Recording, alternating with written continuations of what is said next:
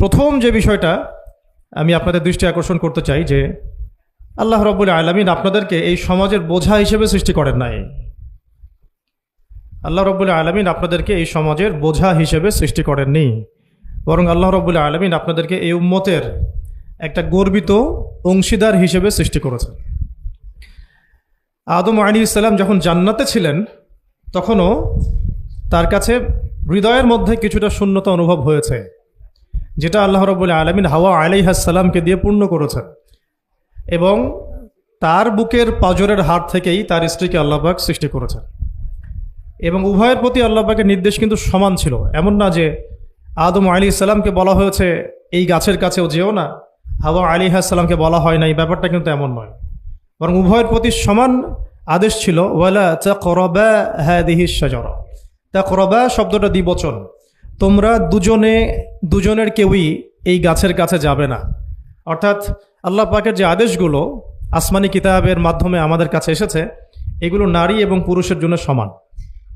ক্ষেত্র বিশেষে কিছু কিছু সূরতে আমলের, চলাফেরার, উসুলের কিছু পার্থক্য আছে, কিন্তু আমভাবে প্রত্যেকটা নসিহত এবং আদেশ কিন্তু নারী পুরুষ সবার জন্য সমান।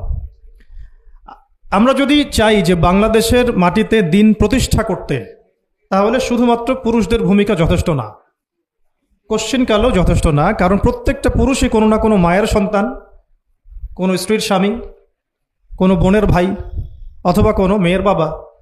তাহলে যদি শুধু পুরুষবাচক শব্দে আমরা সমাজ সংস্কার করতে যাই, আমরা ব্যর্থ হব। দুঃখের সাথে বলতে হচ্ছে এটা, কিছু কিছু ক্ষেত্রে আমাদের আত্মসমালোচনার দরকার আছে। আমরা পুরুষদের মধ্যে যে পরিমাণ মেহনত করছি এবং করার পরিকল্পনা করছি, তার 50% আমরা মেয়েদেরকে নিয়ে ফিকির করছি না। যে কোনো দিনই বোন যদি হেদায়েতপ্রাপ্ত হন আল্লাহর পক্ষ থেকে, তারপরে সে যে পড়াশোনা করবে, এই পড়াশোনা করার মতো উপযুক্ত প্রতিষ্ঠানও আমরা তাদেরকে দিতে পারি না।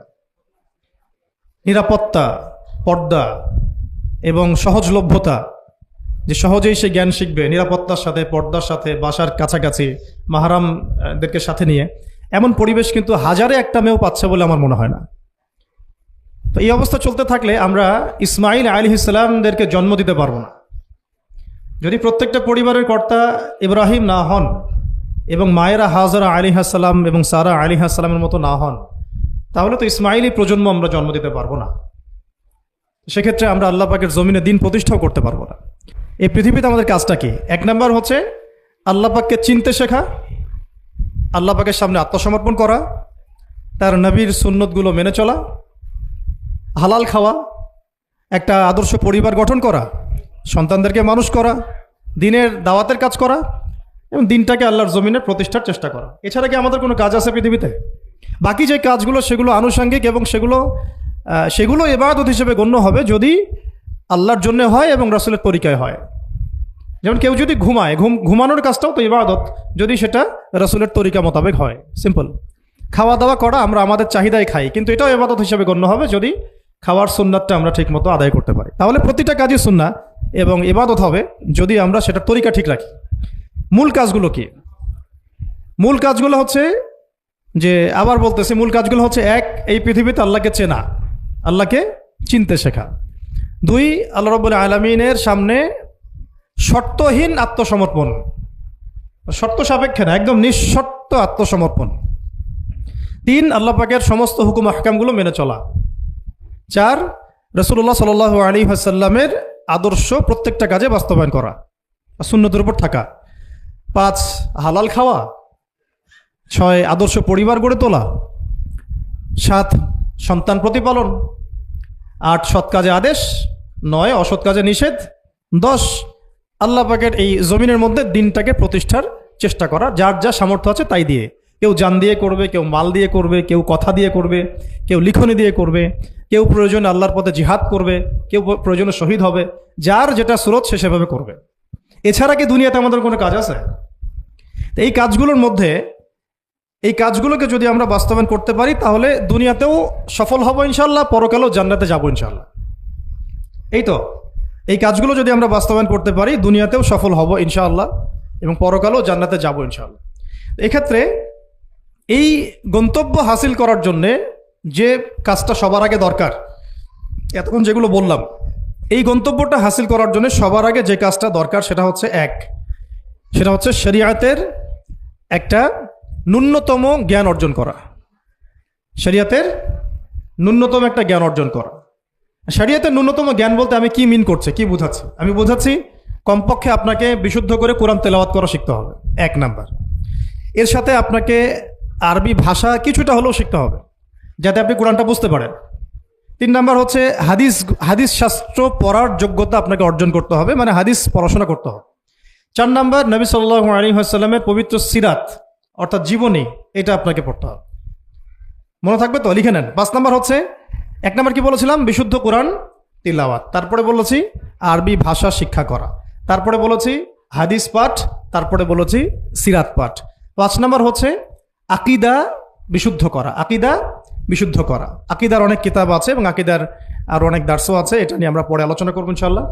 6 নাম্বার হচ্ছে আপনার ইসলামের ইতিহাস পড়াশোনা করতে হবে, ইসলামের ইতিহাসটা পড়াশোনা করতে হবে।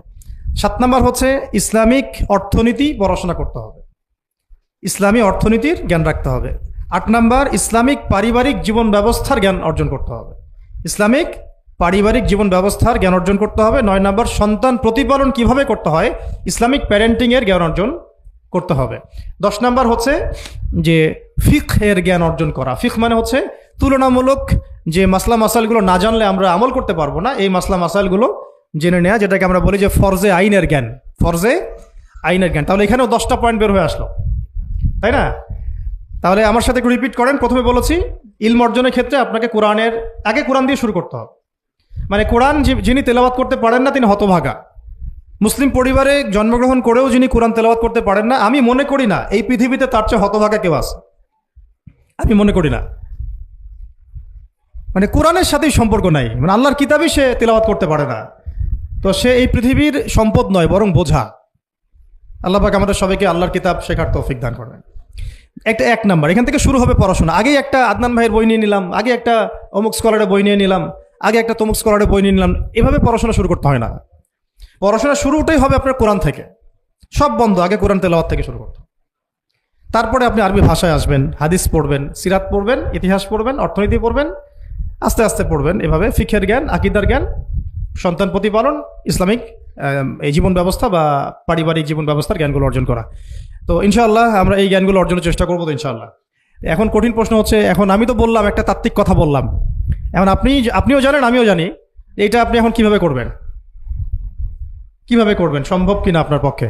কারণ এখানে অনেকেই, বেশিরভাগই হয়তো বা জেনারেল ব্যাকগ্রাউন্ডের মানুষ, যারা অনার্সে পড়েছেন, মাস্টার্স পড়েছেন বা এখন ফ্যামিলি লাইফে আছেন, কেউ কখনোই মাদ্রাসার দুয়ারেও যেতে পারেন নাই। এখন যদি আপনি এগুলো শুরু করতে চান তাহলে আপনার সামনে অপশন কি? আসলে আপনি কি আবার শুরু থেকে মাদ্রাসায় ভর্তি হতে পারবেন? উত্তর হচ্ছে না। তাহলে সেকেন্ড অপশন হচ্ছে মাদ্রাসা ভিত্তিক যদি শর্ট কোর্স চালু করা হয়, সেই শর্ট কোর্সগুলো আপনাকে করতে হবে, এছাড়া তো কোনো অপশন নাই। 3 নম্বর আরও প্রশ্ন আসবে, এটা কি আপনি অফলাইনে সব জায়গায় মুভ করে করে করতে পারবেন? উত্তর হচ্ছে না। যদি আপনার অফলাইনে আপনার সামনে কোনো সুযোগ থাকে তাহলে তো ভালো, যে আপনার বাসার পাশে একটা মাদ্রাসা আছে বা আপনার এলাকাতে একটা সুন্দর মাদ্রাসা আছে, এটা থাকলে তো আলহামদুলিল্লাহ এবং ভালো, আমরা চাই সেটাই হোক, কিন্তু সবার ক্ষেত্রে এটা পসিবল হয়ে ওঠে না। এই কারণে অনলাইনের কোর্সগুলোর দিকেও একটু ফোকাস করতে পারেন, যাতে ঘরে বসে পর্দার সাথে আপনি কোর্সগুলো করতে পারেন। 4 নম্বর পয়েন্ট হচ্ছে, এই কোর্সগুলো করলেই আবার সব শেখা যায় না, কারণ অনলাইনের কোর্সগুলো তো আপেক্ষিক, এগুলো সব সামনাসামনি বসে তো পড়ানো হয় না, এই কারণে ইফেক্টটা আসে না। এই যে সামনে বসে লেকচার দিচ্ছে, এটার যে ইম্প্যাক্ট, এটা অনলাইন লেকচার শোনার ইম্প্যাক্টটা সেম না কখনোই। এই জন্য আমরা সবসময় বলি যে ওস্তাদদের সামনে গিয়ে দার্স নেওয়া আর কি। এই সুযোগটা তো সবাই সব মেয়ে পাচ্ছেন না, এই জন্য আমরা আপনাদের প্রতি আহ্বান করব এবং আমরাও উদ্যোগ নেওয়ার চেষ্টা করব, যাতে প্রত্যেকটা বিভাগীয় শহরে, অ্যাটলিস্ট প্রত্যেকটা বিভাগীয় শহরে মেয়েদের জন্য একটা স্বনামধন্য একটা আদর্শ দিনী মার্কাজ প্রতিষ্ঠা করা যায়, যেখানে অফলাইনে আমাদের দিনী বোনরা এসে সপ্তাহে 2 দিন 3 দিন শিখবেন। এতে ইনশাল্লাহ 1 বছর অনলাইনে পড়ার চাইতে বেশি ফায়দা হবে ইনশাল্লাহ। কিন্তু এই কাজটা আমার একার পক্ষে করা সম্ভব না, ওনার একার পক্ষে করা সম্ভব না, তো এটা আবার আমাদের সবাইকেই হাত লাগাতে হবে। আমার কাছে এত অর্থ সম্পদ নাই, আমার কাছে কোনো জায়গা জমিও নাই, থাকলে আমরা আল্লাহর রাস্তায় ফিসাবিল্লাহ দিয়ে দিতাম।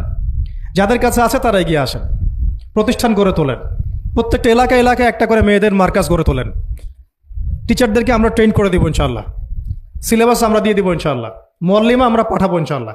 একটা এলাকার বোনদেরকে যেন বাইরে যেতে না হয়, সে এলাকার মধ্যেই তারা 100 জন 50 জন বসে বসে দিন শিখবে। সম্ভব না এটা করা? অনেক আগেই সম্ভব ছিল এবং জরুরিও ছিল, কিন্তু আমরা অন্যদিকে বেশি ফোকাস করছি। মেয়েদেরকে সত্যি এখানে আমরা অবহেলার মধ্যেই রেখেছি। এখন আমার মেয়ে হয়েছে বলে আমি খুব কনসিয়াস যে আমি এখন মেয়ে নিয়ে কী করবো, আমার মেয়েকে আমি কীভাবে বড় করবো। এখন তো আমি মেয়েকে পড়তে অন্য কোথাও পাঠাবো না, কারণ সিকিউরিটি কনসার্ন। আমি আমার মেয়েকে কোথাও মেসে থাকতে দিব না, সিকিউরিটি কনসার্ন, এবং আমাদের গায়রতের খেলাফ, ব্যক্তিত্বের খেলাফ। তাহলে আমার মেয়েকে পড়াশোনা করানোর জন্য আমাকেই প্রতিষ্ঠান গড়ে তুলতে হবে, এবং এমন এমন প্রতিষ্ঠান যেখানে আমার মেয়ে দুনিয়াবি জ্ঞানও পাবে, পরকালের জ্ঞানও পাবে। এটা তো অ্যাভেলেবল না। তো অ্যাভেলেবল হবে কখন? যখন সবাই হাত লাগাবো। দেখেন, আমি একটা হাদিস মনে করে দিই আপনাদেরকে, এটা বলতে চাচ্ছিলাম না কিন্তু বলছি।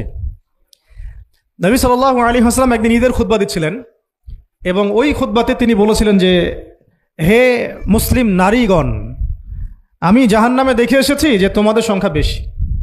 মুসলিম নারীগণের সংখ্যা বেশি, এটাও হাদিসের সঠিক ফাহাম না। মানে পুরো এই উম্মতের মধ্যে নারীদের একটা বড় অংশ জাহান্নামে যাবে, এই উম্মতের মধ্যে। তো তোমরা বেশি বেশি সাদাকা করো, তোমরা বেশি বেশি সদকা করো, একটা খেজুরের টুকরা দান করে হলেও জাহান্নাম থেকে বাঁচো। তো এটা বলার পরে বেলাল রাদিয়াল্লাহু আনহু একদিক থেকে আরেক দিক হাঁটছিলেন, সাথে একটা কাপড় ছিল। নারীরা তাদের কেউ গলার হার, কানের দুল, হাতের মানে চুড়ি, এগুলো সোনার সব খুলে খুলে দান করছিলেন। মেয়েদেরকে সদাকার মধ্য দিয়ে জাহান্নাম থেকে বাঁচতে হবে। সদকা করার মধ্য দিয়ে মেয়েদেরকে জাহান্নাম থেকে বাঁচতে হবে। আজকে যদি আপনি একটা প্রতিষ্ঠান গড়ে দিয়ে যেতে পারেন, এটা যদি আরও 50 বছর সাস্টেইন করে, এই 50 বছর এখানে যত মানুষ দিন শিখবে, সমস্ত মানুষের ইলমের নেকি আপনি পাবেন। কিন্তু আমরা কিন্তু সবাই ব্যক্তি স্বার্থ নিয়ে চিন্তা করি, আর দুনিয়ার স্বার্থটাকে বেশি প্রাধান্য দেই। আমার 500 জায়গা আমি দিয়ে দিব, আপনি দিচ্ছেন না, বরং আপনি পরকালের জান্নাতের একটা জায়গা আপনি সার্টিফাইড করছেন। কে জানে, হয়তো এই ওসিলায় আপনার জান্নাতের ফয়সালা হয়ে যেতে পারে। কেউ 10% জমির মধ্যে একটা মসজিদ করেছে, হতে পারে এই মসজিদের ওসিলায় আল্লাহ পাক তাকে জান্নাত দিতেও পারেন।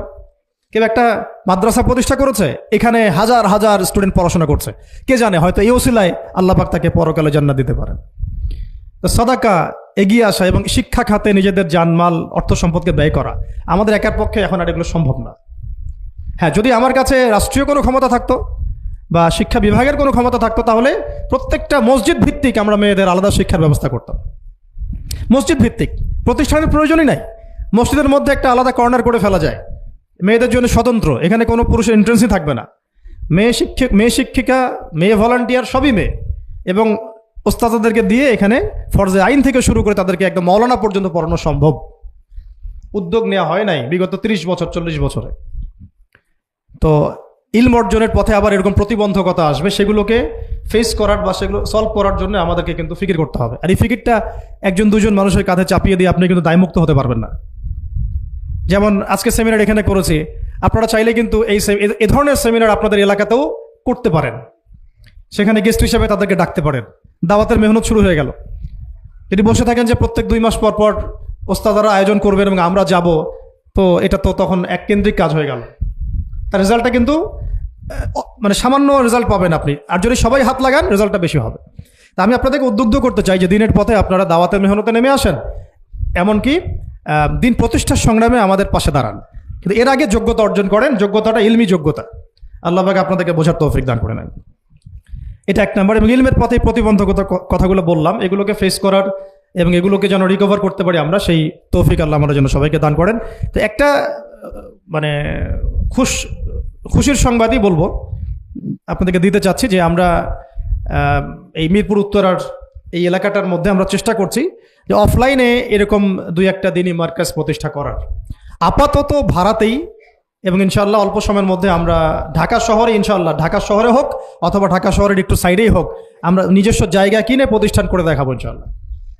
এবং আমাদের পরিকল্পনা হচ্ছে একদম ফ্রম দ্য ভেরি বিগিনিং, এই নুরানি থেকে শুরু করে, প্লে গ্রুপ থেকে শুরু করে আস্তে আস্তে গ্র্যাজুয়ালি দাওরা হাদিস এবং মাস্টার্স পর্যন্ত নিয়ে যাওয়া, দুইটাই যেন থাকে। এবং আমার পরিকল্পনা হচ্ছে মাস্টার্সের পরে আমাদের ছেলেমেয়েরা যেন বড় বড় ফ্যাকাল্টিগুলোতে পড়াশোনা করতে পারে, ওই রাস্তাগুলো খুলে দেয়া।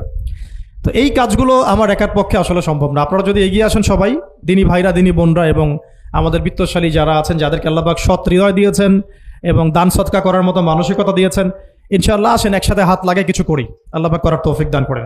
আর এই দেশের এই সময়টা, দেশের চলমান এই সময়টা আমাদের জন্য দিনের কাজ করার একটা উর্বর সময়। এখন যদি আমরা এই বিষয়গুলো গুছিয়ে নিতে পারি, ইনশাআল্লাহ আগামী 10 বছর পরে ভালো ফলাফল পাবো ইনশাআল্লাহ। আমার মেয়ের বয়স আজকে থেকে 10 বছর পরে হবে 11 বছর। তো 11 বছর বয়সে আমি আয়েশাকে কোথায় দেখতে চাই, মারিয়ামকে কোথায় দেখতে চাই, ঠিক আছে, আমি আমার মেয়ে খাদিজাকে কোথায় দেখতে চাই, এটা আমাকে এখন থেকে ফিকির করতে হবে। রেডিমেড কিছুই পাবেন না, এই যুগ রেডিমেড আপনাকে কিছু দিবেই না। যদি মনে করেন একটা স্কুল প্রতিষ্ঠান চাচ্ছে রেডিমেড, যেখানে বাচ্চাকে ঢুকাবো ওকে আলেমা বানিয়ে বের করে দিবে, এমন কোনো প্রতিষ্ঠান আপনি পাবেন না। রেডিমেড কিছু হয় না, নিজের অনেক কন্ট্রিবিউশন লাগে এখানে। শুধু প্রতিষ্ঠান, শুধু কিতাব কখনোই একজন ব্যক্তির ভবিষ্যৎ গড়তে পারবে না। শুধু প্রতিষ্ঠান, শুধু কিতাব পারবে না। তো অনেক গভীরে চলে যাচ্ছি, মূল কথাটা আশা করি বোঝাতে পেরেছি। ইলম যেমন অর্জনও করতে হবে, ইলম মানুষের কাছে সহজলভ্য করার প্ল্যাটফর্মও তৈরি করতে হবে। আল্লাহ পাক আপনাদের সবাইকে এগিয়ে আসার তৌফিক দান করেন, আমিন। আসেন শুরু করি, আমরা শুরু করি ইনশাআল্লাহ। আল্লাহ বল তারা বেশি সম্মানিত যারা প্রথমে শুরু করে। যদি আমরা এরকম 5টা প্রতিষ্ঠান করে ফেলি ঢাকায়, তখন দেখবেন দিনী বোনের অভাব নাই, অনেক হাজার হাজার বোন আসছেন সেমিনারে। কিন্তু তারা আসছেন কখন? যখন এটা রেডি হয়ে গেছে তখন। আর আপনারা এসেছেন কখন? যখন কিছুই ছিল না তখন। তো এটা লা ইয়াজতামিআন, এটা কখনো সমান হবে না। তো আল্লাহ পাক আমাদেরকে অগ্রজ হওয়ার তৌফিক দান করেন, আমিন। ইলমের সাথে 2 নম্বর যে পয়েন্টটা নোট আউট করবেন সেটা হচ্ছে বেশি বেশি আমল করা। আমলবিহীন ইলমের কোনো মূল্য নাই। আমলবিহীন ইলমের কোনো মূল্য নাই। এখন আমল করাটা কি খুব কঠিন? আমি আপনাদেরকে আমার ওস্তাদের একটা কথা বলি। আমার ওস্তাদ আমাদেরকে শিখিয়েছেন, বলেছেন যে আমল প্রতিদিন করা, অল্প হলেও প্রতিদিন করা। প্রতিদিন আপনি 10 পারা পড়তে পারবেন না হয়তো, ঠিক আছে, 2 পৃষ্ঠা পড়েন। প্রতিদিন আপনি হয়তো 20টা হাদিস পড়তে পারবেন না, 2টা হাদিস পড়েন। প্রতিদিন হয়তো আমরা তাহাজ্জুদ, চাশত, আওয়াবিন, ফরজ, সুন্নাহ সব একসাথে হয় না, তাই না? তো ঠিক আছে, আপনি 8 রাকাত করে পড়তে পারছেন না, 2 করে না হয় পড়েন, 2 রাকাত তাহাজ্জুদ পড়েন, তাহাজ্জুদ হক আদায় হয়ে গেল। সকালে 2 রাকাত নামাজ পড়ে নেন, চাশতের হক আদায় হয়ে গেল। এইভাবেই মানে কথা হচ্ছে যে আমল করা, নিয়মিত করা, যদিও সেটা অল্প হয়, এটা কিন্তু কঠিন কিছু না। আল্লাহ পাক যার জন্য সহজ করে দেন তার জন্য সহজ। অজু করে ওয়াশরুমে গিয়েছেন, অজু করে ফেলেন, অজু দিয়ে 2 রাকাত নামাজ পড়ে ফেলেন। চলতে ফিরতে, আপনারা তো ঘরের কাজে বেশি ব্যস্ত থাকেন, চলতে ফিরতেই সুবহানাল্লাহ, আলহামদুলিল্লাহ, লা ইলাহা ইল্লাল্লাহ, আল্লাহু আকবার পড়তে থাকেন, আস্তাগফিরুল্লাহ ওয়া আতুবু ইলাইহি পড়তে থাকেন, দরুদ শরীফ পড়তে থাকেন। এমন না যে ঘটা করে সবসময় আমলে বসতে হবে, এটা জরুরি না। প্রতিটা কাজের সাথে আমল আছে। তো সবচেয়ে ইম্পর্টেন্ট আমলগুলো হচ্ছে নামাজ, ফরজ নামাজটুকু, এর সাথে আমি বলবো কোরআন তেলাওয়াত, তাহাজ্জুদ, এর সাথে বলবো যে আদব রক্ষা করা, আখলাক ঠিক রাখা। আদব রক্ষা করা, আখলাক ঠিক রাখা। একজন মহিলার এক্সাম্পল দিব, বেসিক্যালি এটা 2 জন মহিলার এক্সাম্পল, তো আমি একজনের কথা বলছি।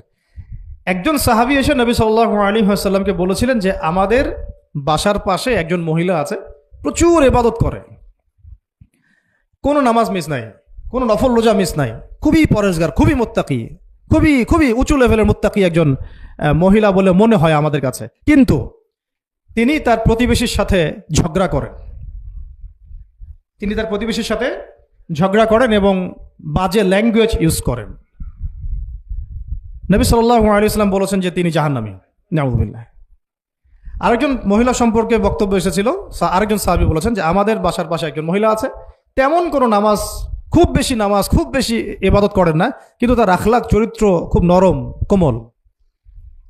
নবী সাল্লাল্লাহু আলাইহি ওয়াসাল্লাম বলেছেন তিনি জান্নাতি। তাহলে আমরা এই হাদিসটা থেকে বুঝতে পারছি যে আমলের মূলনীতিটা আসলে কি। আমল মানে এই না যে একেবারে সবসময় আমাকে নামাজ, রোজা, হজ জায়গাতেই ফোকাস করতে হবে।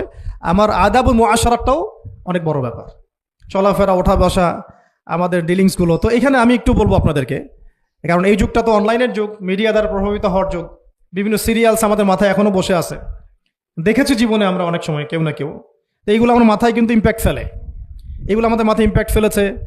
সমাজ ব্যবস্থা আমাদের মাথায় ইম্প্যাক্ট ফেলেছে, যে পরিবেশে আমরা পড়াশোনা করেছি ওই পরিবেশটা আমার উপর ইম্প্যাক্ট ফেলেছে। সব মিলে আমাদের মাথাটা এখন পুরো দূষিত, আমাদের মাথাটা কিন্তু পুরাই দূষিত, কলবটা আরও দূষিত।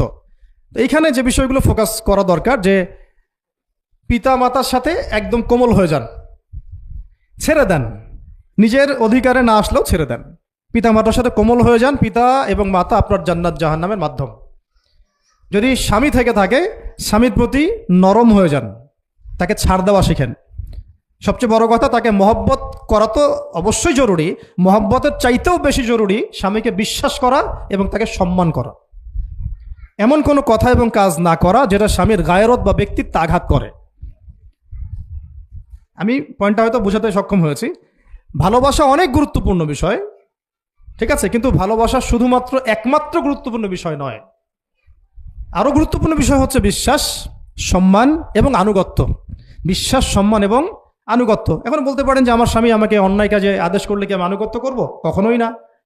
যখন স্বামী আপনাকে কোরআন সুন্নাহর দিকে আপনাকে ধাবিত করবেন, তখন আপনি তার আনুগত্য করতে বাধ্য, এবং এটা আপনার জান্নাতে যাওয়ার মাধ্যম বটে। এই হাদিসটা খুব ভালো করে মনে রাখতে হবে যে এই পৃথিবীতে কেউই আল্লাহ পাকের পরে সিজদা পাওয়ার যোগ্য না।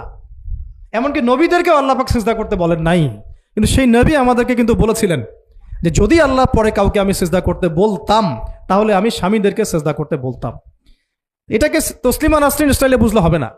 ওরা এটাকে এভাবে নিবে যে ইসলাম মেয়েদেরকে দাসত্বের শৃঙ্খলা আবদ্ধ করতে চাচ্ছে, হ্যাঁ, আত্মস্বাধীনতা দিবে না ইত্যাদি। আমরা দেখব পরকালে আমি জান্নাতে যেতে পারছি কিনা। আল্লাহ পাকের হুকুমের চাইতে আমার কাছে কোনো যুক্তি বড় নয়। আল্লাহ পাকের হুকুমের চাইতে আমার কাছে কোনো যুক্তি, বিজ্ঞান, প্রযুক্তি এগুলো বড় মানদণ্ড নয়।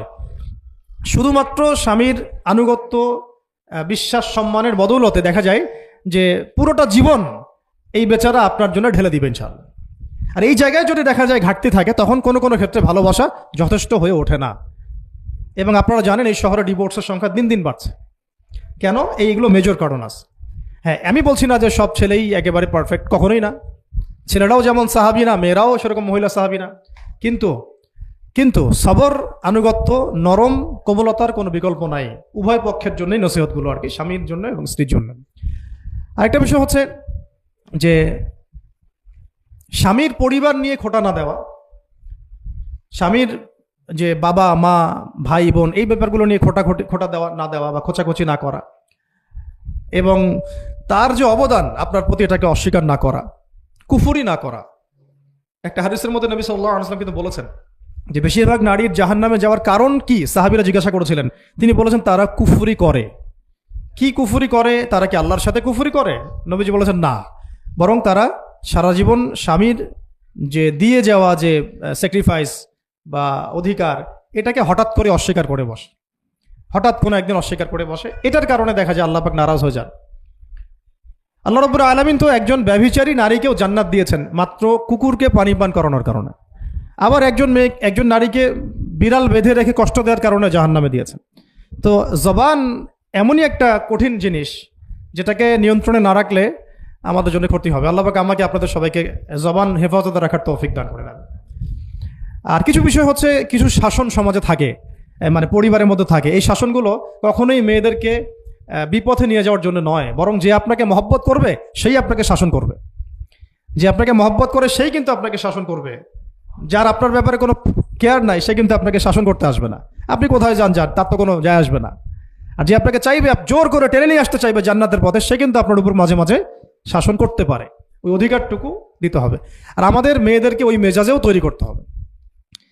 তো পারিবারিক বিষয়গুলোর ক্ষেত্রে আসছিলাম, এটা একটু পরে আবার আসতেছি ইনশাআল্লাহ, যে ইলমের সাথে আমলটা খুব জরুরি। এবং আমলের ক্ষেত্রে শুধু নামাজ, রোজা, হজ, যাকাত এটাকে আমি মিন করছি না। মিন করছি যে আমার বাবার সাথে সম্পর্ক, মায়ের সাথে সম্পর্ক, আত্মীয়দের হক আদায় করছে কিনা, প্রতিবেশীর সাথে রিলেশন ঠিক আছে কিনা, এবং স্পেশালি পরিবারের স্বামীর সাথে আমার এই বিষয়গুলো ঠিক আছে কিনা। তো এগুলো যদি ঠিক থাকে, অল্প আমল যথেষ্ট হয়ে যাবে ইনশাআল্লাহ তাআলা। আল্লাহ পাক আমাদেরকে ইলম অনুযায়ী আমল করার তৌফিক দান করেন, আমিন। 3 নম্বর আমি পয়েন্ট নোট আউট করছিলাম মেয়েদের জন্য, যে আমি আমার মেয়েকে নসিহত করতাম যে বেশি বেশি দান সদকা করতে, বেশি বেশি দান সদকা করতে। মেয়েদের জন্য স্পেশালি সাদাকাটা বেশি করা উচিত। ছেলেরা তো সাদাকা করে, কম বেশি কিন্তু করে, যেহেতু তারা বাইরে থাকে। তো আপনারা সাদাকা করার জন্য যদি স্বামীর অর্থ আপনাদের কাছে নেন, এটা দোষের কিছু না। চেয়ে নেওয়া, বলে নেওয়া, তাদের কাছ থেকে অর্থ নিয়ে সাদাকার একটা অংশ রাখা। দেখেন, আবু বকর রাদিয়াল্লাহু আনহুর নাম তো সবাই শুনেছেন। তিনি যখন খলিফা হয়েছিলেন, তখন তার স্ত্রী কিছু কিছু করে সম্পদ জমিয়ে রাখতেন, খাবার জমিয়ে রাখতেন। পরে একদিন ভালো একটা খাবার রান্না করে খাইয়েছেন ওই জমিয়ে রাখা খাবার থেকে। এখান থেকে একটা বিষয় বুঝতে পারলাম, সম্পদ সেভ করা শিখতে হয়।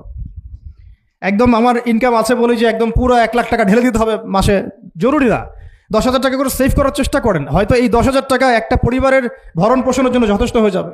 ওই সেভ করা টাকাটা যদি আমি কালকে দান করে দিই আল্লাহর রাস্তায় বা অন্য কোনো মানুষকে, তার 1 মাসের খরচ হয়ে যাবে, বিশাল একটা উপকার হবে। আমরা কিন্তু কিছু টাকা পাইলেই কসমেটিক্স, নতুন জুয়েলারি, ঠিক আছে, নতুন কি আসলো বাজারে, নতুন কসমেটিক্স আর কি।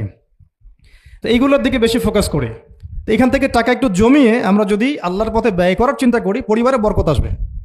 এই জন্য সম্পদকে মূল্যায়ন করা, রিজিক আল্লাহ পাক দিয়েছেন বলেই সব যে ঢেলে দিতে হবে, এটা ভালো না, কাজটা ঠিক না। আল্লাহ পাক আজকে আপনাকে হয়তো 1 কোটি টাকা দিয়েছেন, কালকে আল্লাহ না করুক 1000 টাকার জন্য মানুষের কাছে হাত পাততে বাধ্য করতে পারেন আল্লাহ পাক। এমনও কিন্তু দিন আসতে পারে, দিন সবার সবসময় সমান থাকে না। আজকে আপনার কাছে 1 কোটি টাকা আছে, কিছু মনে হচ্ছে না, কালকে কে জানে আল্লাহ না করুক যে 1000 টাকা কারো কাছে চাইতে হচ্ছে, 1000 টাকার জন্য ঠেকে গেছেন, হতে পারে না? তো রিজিককে মানুষ তাজিম না করলে রিজিক দূরে চলে যায়। দুটো বিষয় খেয়াল রাখবেন, দুটো বিষয়। এক হচ্ছে মাঝে মাঝে মনের মধ্যে কিছু আমল করার ইচ্ছা আসে না? মনে হলো যে আচ্ছা একটু 10টা আয়াত পড়ি, মনে আসে না মাঝে মাঝে? এমন মনে হয় না? ওই সময় এই যে মনের মধ্যে যে এই ইরাদাটা জাগ্রত হওয়া, এটাকে আমরা বলি ওয়ারিদ। অন্য ভাষায় আপনি বলতে পারেন মেহমান। কি বলতে পারেন? এটা আল্লাহর পক্ষ থেকে আপনার কলবের মধ্যে মেহমান হিসেবে এসেছে। এখন আপনি যদি আমলটা করেন, সেই মেহমান বারবার আপনার কলবে আসবে। যদি আপনি ওই সময় আমলটা না করেন, মেহমান চলে যাবে, মেহমান অসম্মানিত হলে পরে আর আসবে না। একইভাবে রিজিক আল্লাহ পাক দিয়েছেন, এর তাজিম যদি করতে পারেন রিজিক বেশি আসবে। রিজিকের তাজিম সম্মান করতে না পারলে রিজিক আসবে না, বেশি কমে যাবে। উসমান রাদিয়াল্লাহু আনহু সবচেয়ে ধনী ছিলেন না? কেন জানেন? কেন? এটা কি জানেন কেন ধনী ছিলেন? একে তো তিনি প্রচুর দান সদকা করতেন, এটা তো আপনারা জানেনই। আরেকটা জিনিস অনেকে জানে না, তিনি উটের পিঠে বসেছিলেন, কিছু একটা খাচ্ছিলেন, এই 2-1টা দানা পড়ে গেছে নিচে। উটের পিঠ থেকে নেমেছেন, নেমে সেই দানা উঠিয়েছেন, পরিষ্কার করেছেন, ধুয়েছেন, আবার খেয়েছেন। তার এই 2-4টা দানার কোনো কিন্তু মানে পরোয়া না করলেও চলে, তার প্রচুর অর্থ সম্পদ আছে। এত অর্থ সম্পদ যে তাবুক যুদ্ধের দিন 30,000 সেনাবাহিনীর দায়িত্ব নিয়েছেন। 30,000 সেনাবাহিনীর দায়িত্ব নিয়েছেন। সেনাবাহিনী যাবে, থাকবে, খাবে, তাঁবু টাঙাবে, সব দায়িত্ব তার। 30,000 সেনাবাহিনীর দায়িত্ব নেওয়া কি চারটাখানি কথা? তো এই সাহাবী এই কয়েকটা খাবারের দানা উঠিয়ে খেলেন। নবী সাল্লাল্লাহু আলাইহি ওয়াসাল্লাম বলেছিলেন যে তোমাকে আল্লাহ পাক রিজিক বাড়িয়ে দিবে না কেন? তুমি রিজিকের যে তাজিম বা যে সম্মান তুমি করো, এর বদৌলতে আল্লাহ পাক তোমাকে বেহিসাব রিজিক দিবেন। দুইটা বিষয় খেয়াল রাখবো। আমলের মেহমান হৃদয়ের মধ্যে আসলে তাকে ফিরায় না দেওয়া, তাহলে সেই মেহমান কিন্তু আর আসবে না। মেহমানকে মূল্যায়ন করলে মেহমান বারবার আসবে ইনশাআল্লাহ। আর রিজিকের তাজিম না করলে রিজিক কিন্তু আপনার ঘরে বেশি বেশি আসবে না। এমনি তো হারামের যুগ, এমনি সুদের যুগ, এমনি ঘুষের যুগ। অলমোস্ট এভরি ফ্যামিলি সুদখোর এখন, অলমোস্ট এভরি ফ্যামিলি। মেয়েরা স্পেশালি যারা শাশুড়ি টাইপের, আপনারা মাইন্ড করেন না, তাদের সাইকোলজি যে এতই নিচে নেমে গেছে এখন যে আমার মেয়ে জাহান্নামে যায় যাক, হ্যাঁ আমার মেয়ে জাহান্নামে যায় যাক, সমস্যা নাই, দুনিয়াতে সে যেন ভালো থাকে। এটা কেন বললাম? একটা সুদখোরের ঘরে তুলে দিতে সে দ্বিধাবোধ করতেছে না, একটা দুর্নীতিবাজের ঘরে তুলে দিতে দ্বিধাবোধ করতেছে না, একটা ঘুষখোরের ঘরে তুলতে দ্বিধাবোধ করতেছে না, হ্যাঁ একটা মানে কি বলবো মাদক সেবী, ড্রাগ এডিক্টেড বা এই যে আর কি বলবো ফাসেক জালেম, এই ধরনের ঘরে উঠাই দিতেও সে দ্বিধাবোধ করছে না। 5তলা বাড়ি চাই আমার মেয়ে 5তলা বাড়ি থেকে সুখে থাকবে। এই যে সুখের ডেফিনেশন এখানে দিয়েছেন আপনারা। এই জন্য কত হাজার হাজার মেয়ের জীবন নষ্ট করে দিয়েছেন আপনারা। আমার কথা মাইন্ড করে না, হাজার হাজার মেয়ের জীবন মায়েরা নষ্ট করে দিয়েছে শুধুমাত্র মেয়েদের দুনিয়াবি সুখ এর সংজ্ঞাটা বুঝতে ভুল করার কারণে। এর নাম যদি সুখী হইতো তাহলে অমুসলিমরা সুখী না কেন? পশ্চিমারা সুখী না কেন? ওরা আত্মহত্যা করে কেন? এভাবে মেয়েদের জীবন নষ্ট করেছেন। অথচ অল্প যদি হালাল রিজিকও হতো, আল্লাহ পাক তাকে বরকত দিতেন, সুখে থাকতো। তো আল্লাহ পাক আপনাদেরকে রিজিকের মূল্য বোঝার, তাজিম করার তৌফিক দান করেন, আমিন। তো অনেক ভিতরে ভিতরে চলে যাচ্ছে আমি, সময় আমাদের হাতে আরও শর্ট হয়ে আসতেছে। তো এখানে একটা কথা বলে দিব যে রিজিকের প্রসঙ্গ যেহেতু আসছে, যে হালাল খেতে হবে আমাদেরকে, হারামের দ্বারস্থ হওয়া যাবে না। আপনার স্বামী যদি হারাম খায়, আপনি স্বামীকে বুঝান, তাকে ওই চাকরি ছেড়ে দিতে আপনি উৎসাহিত করেন। আমি আপনাদেরকে একটা অনেস্টির সাথে একটা কথা বলি, যত এই যে প্রশাসনে যত ঘুষখোর আছে, ঠিক আছে, যত দুর্নীতিবাজ আছে, যত মাদক সেবী আছে, মাদকের ব্যবসায়ী আছে, যত সুদখোর আছে, এরা সবাই কেন এই খারাপ কাজগুলো করে জানেন? তার স্ত্রীকে ভালো রাখার জন্যে, তার মাকে ভালো রাখার জন্যে, তার সন্তানদেরকে ভালো রাখার জন্য। তাহলে স্ত্রী হিসেবে, সন্তান হিসেবে, মেয়ে হিসেবে আপনি বলবেন যে আমাদের এইসব ভালোর দরকার নাই আব্বু, হে আমার প্রিয় স্বামী, আমার এসব ভালোর দরকার নাই, হে আমার ছেলে, আমার এসব ভালোর দরকার নাই, তুই হালাল পথে থাক, ওইখানে তুই আমাকে ডাল ভাত খাওয়া, আমি খুশি আছি। এইভাবে আপনারা তাদেরকে মোটিভেট করেন, দেখবেন সমাজে হারাম কমে গেছে ইনশাআল্লাহ। আর হারাম খাওয়া এই ছেলে মেয়েগুলোও কিন্তু মানুষ হবে না। হারাম খাওয়া যে ছেলে মেয়েগুলো রক্ত মাংস করে উঠছে, এরাও কিন্তু মানুষ হবে না। আল্লাহ পাক আমাদেরকে হালাল খাওয়ার তৌফিক দান করেন, এবং এই হালালের জন্য আপনাদের ভূমিকা অনেক বেশি। আমরা উত্তরবঙ্গ সহ দেশের বিভিন্ন জায়গায় সফর করে যেটা দেখেছি, যত সুদী এনজিও আছে না, এনজিওগুলোর মধ্যে মহিলাদের নামই বেশি, জানেন? মহিলাদের নাম বেশি সুদী এনজিওতে। তো এই দাওয়াতগুলো আমরা মা বোনদেরকে দিতে চাই যে কোন অবস্থাতে যেন হারাম রিজিকের দিকে আপনারা না ধাবিত হন, এবং রিজিকে তাজিম করেন, পরিবারের মধ্যে হৃদ্যতা ভালোবাসা বজায় রাখেন, একে অপরকে বিশ্বাস, সম্মান এবং শ্রদ্ধা করেন। ইনশাআল্লাহ তাআলা আপনাদের পরিবারও সুখী হবে, রিজিকও সুন্দর হবে, এবং রিজিকে বরকত হবে ইনশাআল্লাহ।